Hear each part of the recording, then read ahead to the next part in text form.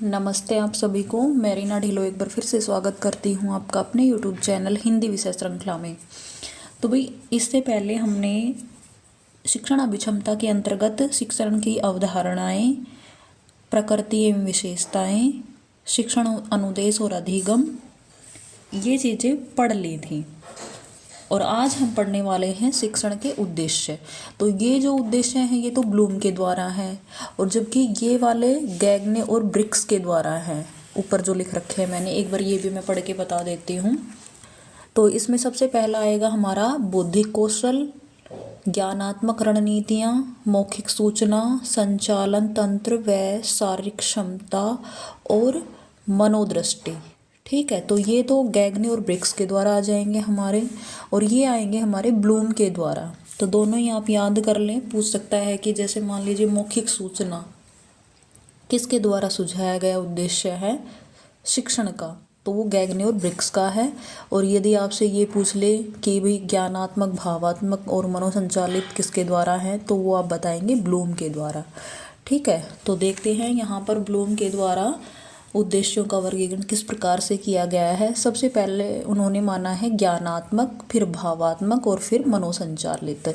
तो ज्ञानात्मक में क्या क्या स्टेप है। सबसे पहले ज्ञान, कि बच्चे को ज्ञान प्राप्त करवाया जाता है, किसी के बारे में जानकारी दी जाती है, बोध उसको वो समझता है बच्चा, फिर अपनी रोज़मर्रा की ज़िंदगी में उसका उपयोग करता है, विश्लेषण करता है। विश्लेषण मतलब अनेक जगहों पर छोटे छोटे टुकड़ों में बांटकर उनका प्रयोग करता है। संश्लेषण, एक जगह फिर दोबारा से इकट्ठा करके, और मूल्यांकन, अंत में वह ये देखता है कि क्या ये मेरे लिए अच्छा रहा या बुरा रहा, उसका मतलब एक निर्णय करता है। तो यहाँ मूल्यांकन लास्ट में आ जाएगा। फिर आता है भावात्मक। भावात्मक है तो भावनाओं से संबंधित है, जिसमें आपके संवेग आते हैं, हंसना, रोना, गुस्सा, प्रेम करना, इच्छा करना, ये सब चीज़ें भावात्मक में।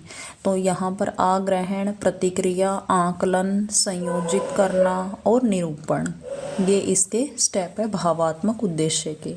उसके बाद आता है मनोसंचालित। मनोसंचालित में प्रतिरूपता, कार्य साधन या हस्तकौशल जैसे हाथों के द्वारा, जैसे टोकरियाँ बुनना वगैरह जो भी काम होते हैं।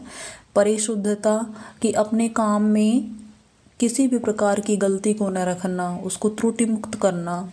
स्पष्ट अभिव्यक्ति और प्रकटीकरण। ठीक है, तो ये तीनों ब्लूम के द्वारा सुझाए गए उद्देश्य थे, और ऊपर वाले गैगने और ब्रिक्स के द्वारा हैं। तो इसी प्रकार छोटे छोटे कड़ियों के माध्यम से हम कंप्लीट सिलेबस कर लेंगे, और आपके जो एग्ज़ाम होने वाला है दिसंबर या जनवरी के महीने में, तब तक आपका जो सिलेबस है वो कंप्लीट हो जाएगा। 10 यूनिट हैं, थोड़ा थोड़ा करके अगर रोज़ भी हम पढ़ते हैं तो बहुत ही आसानी से हम कर लेते हैं बिना किसी बर्डन के। आशा करती हूँ इतनी जानकारी आपको अच्छी लगी होगी और समझ में भी आई होगी। फिर भी यदि कुछ नहीं आई है तो आप कमेंट में पूछ सकते हैं। धन्यवाद।